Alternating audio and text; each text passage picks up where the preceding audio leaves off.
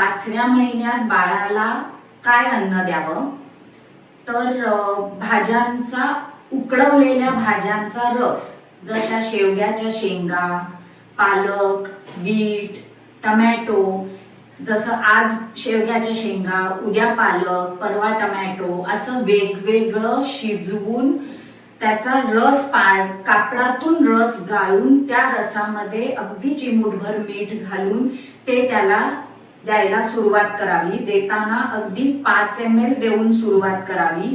ते त्याला पचतंय ना हे बघून मग हळूहळू 5 ml चं 10 ml असं करत करत वाढवावं। पण 4थ्या महिन्यात जे आपण सुरू केलेले रस आहे, जसं डाळीचं पाणी किंवा फळांचा रस, हा द्यायलाच पाहिजे। त्या व्यतिरिक्त भाज्यांचा रस देणं गरजेचं आहे।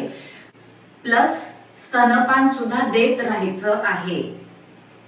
हे भाज्यांचा रस आज 5 ml 10 ml असं करत करत त्याला पचतंय एवढं, म्हणजे 50 ml दिवसाला द्यायला हरकत नाही। हे झालं 5व्या महिन्याचा आहार। 6व्या महिन्यात बाळाला काय अन्न द्यावं हे मी तुम्हाला पुढच्या व्हिडिओमध्ये सांगणार आहे।